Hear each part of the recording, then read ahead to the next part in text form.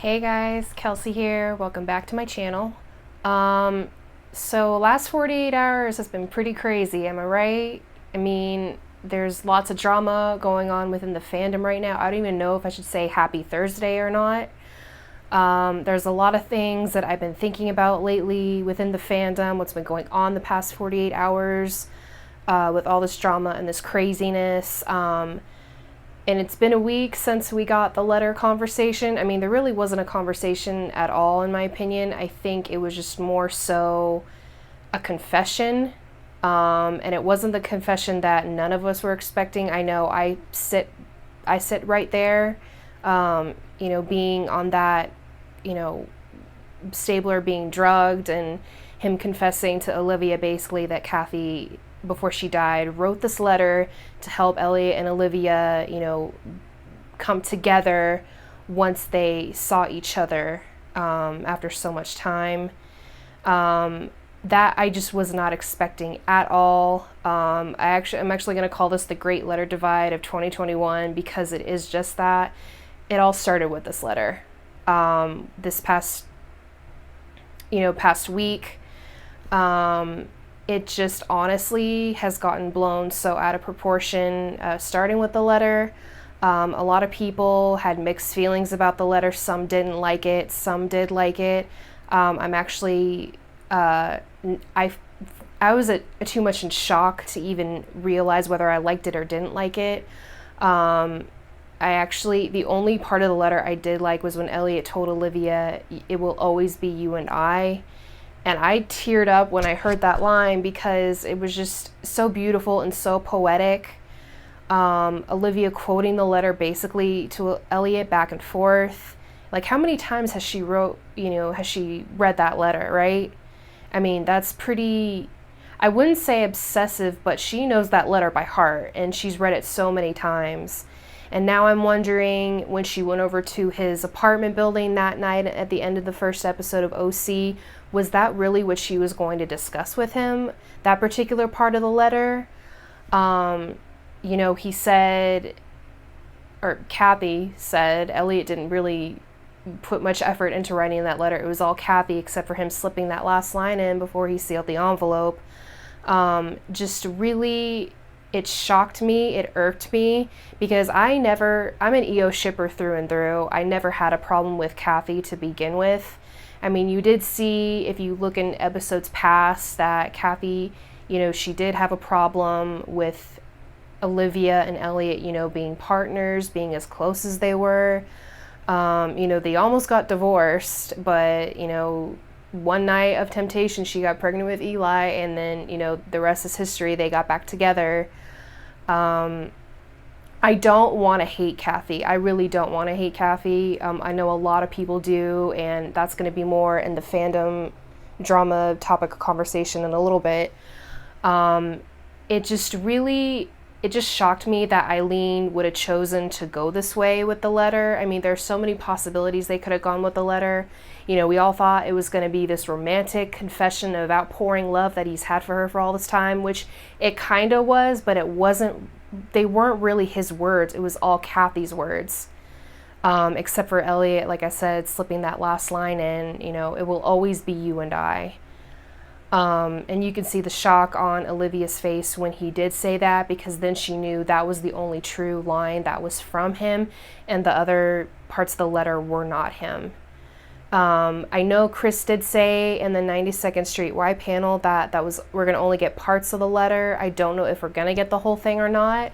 All I'm going to say is Eileen has some explaining to do with this letter, because, like I said, I don't think it was a very good writing choice, in my personal opinion. I think there was a lot more ways that she could have gone with that letter. And Chris and Mariska had their hand in at least helping to write that scene in the apartment where Stabler confesses the letter to Benson. And of course the acting between Chris and Mariska during that scene was just so on par, so on point. As always, their chemistry is just on fire the entire time, with Mariska portraying the shock on those expressions on Olivia's face, as Elliot is telling her, you know, in a drugged-induced state, by the way. After he made out with some girl undercover, she sprayed something in her mouth, and tongues exchanging all over the place. As hot as that was, I really wish he wasn't drugged. I mean, he said in last season, he said, "I love you" to her, and then he was in a PTSD-induced state when he said that. So can we just have one sober conversation between Elliot and Olivia, please? Just one good, solid, sober adult conversation. That's all I'm asking. I think we're all asking that, to be quite honest. But yeah, I do definitely think they could have gone another way with that letter. I'm hoping Eileen explains it in further episodes. Like I said, that was only episode 3. We have about 21 more to go. Episode 4 airs tonight, so after that it'll be 20. So who knows what direction they're going to take their relationship in, and then plus Stabler, him going undercover, what's going to go on with him. But yeah, that's all I'm going to have to say about the letter. I don't know what else more I can say other than I just think it wasn't a very good writing choice. It wasn't what I expected. I do think that last line was super romantic, though, super poetic in my opinion, but I love letters like that. I love, you know, Pride and Prejudice and Bridgerton, like all those types of things. I love watching those. So to me, I just thought that was a beautiful line, but I do think they could have gone another way with that. So now we're going to go into the drama that's been starting on, I think it was Monday, if I'm correct. It's Thursday. It's been a long week. Trying to keep track of all this drama has just been exhausting and ridiculous. So somehow people kept bitching about the letter, even making really mean comments about Kathy Stabler's character, which they had every right to, don't get me wrong, but at the same time, you are on social media, you are on our social media platform. I would honestly say choose your words wisely, but they were just very mean.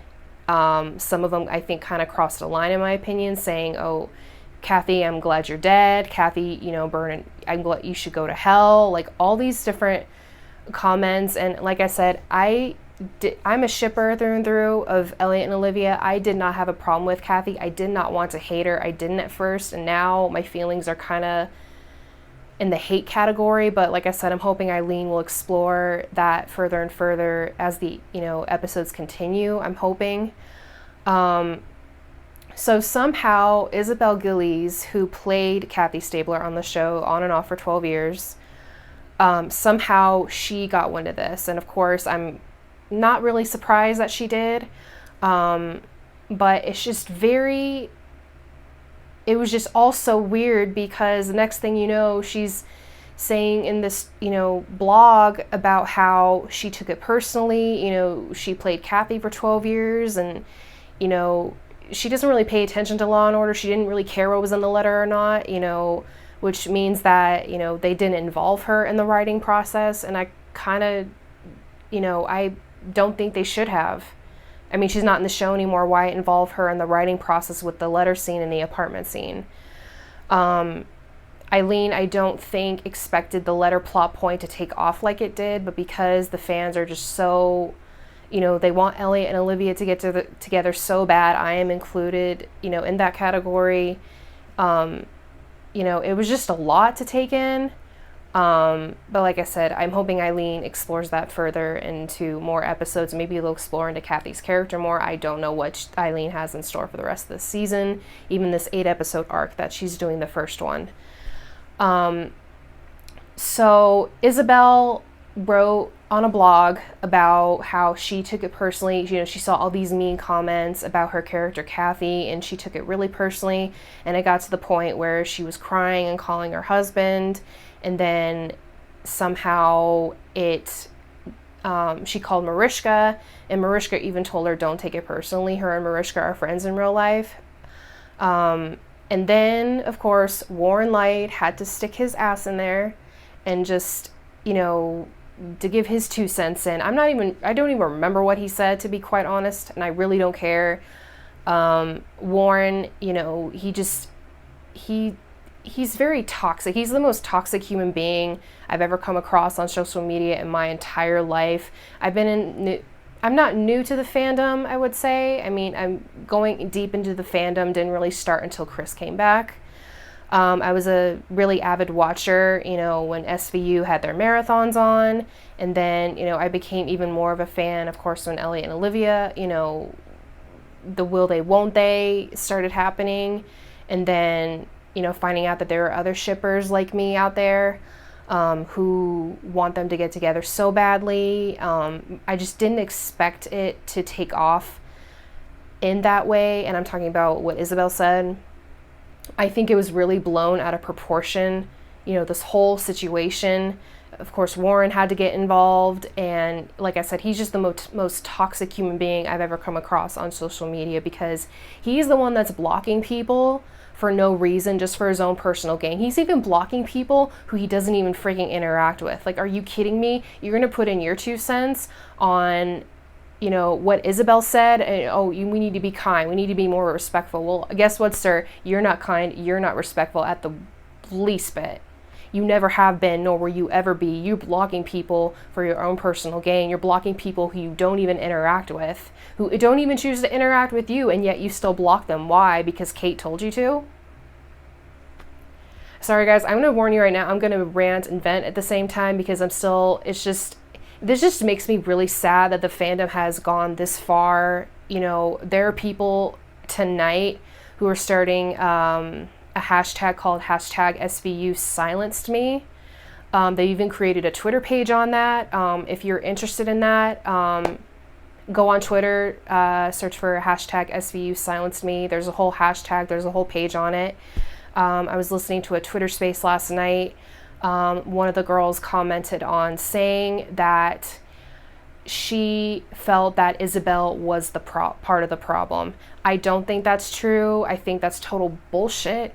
Isabel was never part of the problem. She has every right to take that personally, all those comments that she made. That's a character that she's played for 12 years. Yes, she doesn't give a shit about the letter. Yes, she doesn't give a shit about the Law & Order universe anymore. She's done. I don't think she's even acting anymore. I know she's a best-selling author now, has been for a few years. But my personal opinion is that Isabel was never part of the problem. Warren was the part of the problem, has always been part of the problem. Like I said, him blocking people for his own personal gain, people that he's never interacted with, people who he doesn't even follow, somehow he's blocking them for some reason. And he has to put in his 2 cents because that's who he is. He just wants to get his opinion heard. He needs to say something every 10 freaking seconds. He's just an awful human being, and how he's still on the show, it does not make any sense to me whatsoever. Now, you can agree with me, you can disagree. Like I said, I am just saying my opinion on all this drama that's been going on, but because it's just really sad to me. I came across this fandom at the end of 2020. I started my Twitter account, and finding that there were other EO shippers like me and people who loved SVU, and then Chris was coming back, starting, his crossover return plus organized crime. It's just, it breaks my heart to see that the fandom has gone this far. People are talking about blacking out, not tweeting, during SVU tonight. Like I said, I don't blame those people who want to do that. That is entirely their opinion. That is up to them. I mean, it's just, like I said, it's just really sad and depressing, and it's irritating to me. Like I said, I do understand why they're doing it. I'm not even sure what side I'm on anymore, because my channel is all about creating content, based on SVU and organized crime. And I love the show. I love both shows. I understand why people don't want to watch SVU anymore, and it's all because of Warren. It's all because of this toxic, fan base that has been going on for years. Nobody has said anything, and then finally people were like, okay, enough's enough. We're not going to watch SVU anymore. We're not going to give them ratings. We're not going to tweet during the episode. We're going to be, you silenced us, so we're going to silence you, basically. And I completely respect that. I agree with that 100%. It's now, all this drama over the past couple days is now making me question why I do this channel. Like I said, I do this channel because I love both shows. I love the actors on the show. The storylines are really good. It's just, it breaks my heart to see this fandom go from so high, trying to, how am I going to put this? I understand why they're doing it. They're doing all this blacking out and hashtag SVU silenced me. I do understand that. They want to feel like their voices are being heard, because for the first time they do feel like that. And SVU is a show about survivors and creating a voice for the survivors.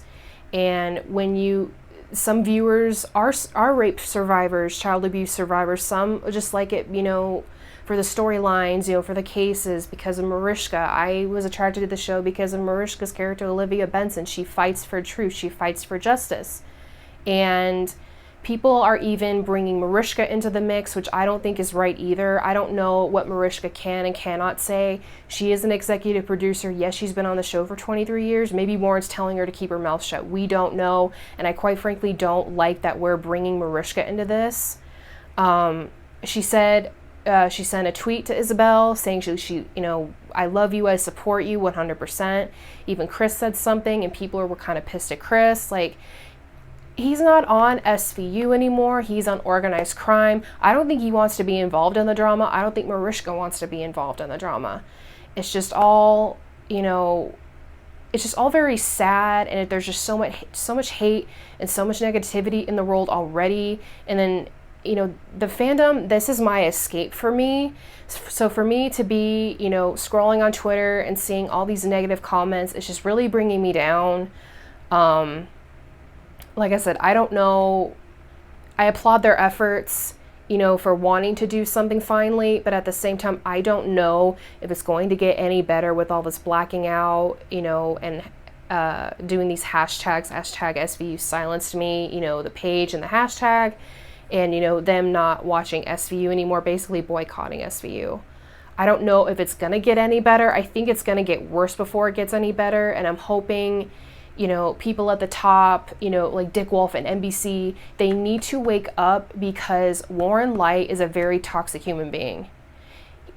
I don't understand why he's still employed there. It needs to be addressed that he's blocking people for no reason, people who he doesn't even interact with. They're, these people, they have lives too, and it's just like he's trying to make himself feel better. He's doing it all because he's in a position of power. He's a showrunner.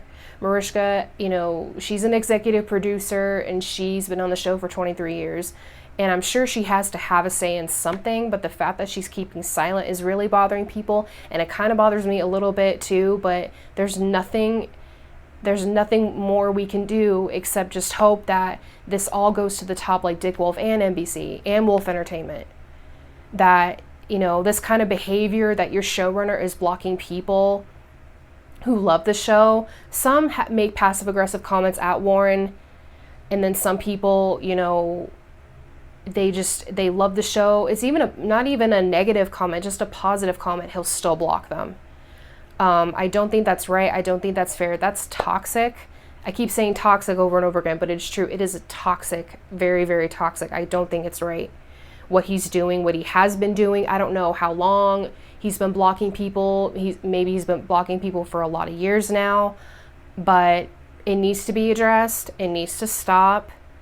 Enough is enough of this toxic bullshit. How Warren is still employed as a writer, as a showrunner, I will never understand. And it makes me question, the network and, the people that he's working with, why aren't they saying anything? And that's what I think this is all about, is bringing this to their attention, hopefully, and hopefully getting some people on their side, on our side. Like I said, I'm kind of on the fence about how I feel about all this, but like I said, at the end of the day, this toxic behavior has to stop. Warren's toxic behavior needs to stop. And then being on social media, if you are on a social media platform and you're saying negative things and bullying people, you need to get the frick off social media right now, because I will not tolerate internet bullying or cyberbullying of any kind. And you're just exactly like Warren. Sorry, but you are. If you're going to bully people and say negative things about people, people are going to do what they want. You can't make them choose what they want to do and what they don't want to do. This is all so exhausting.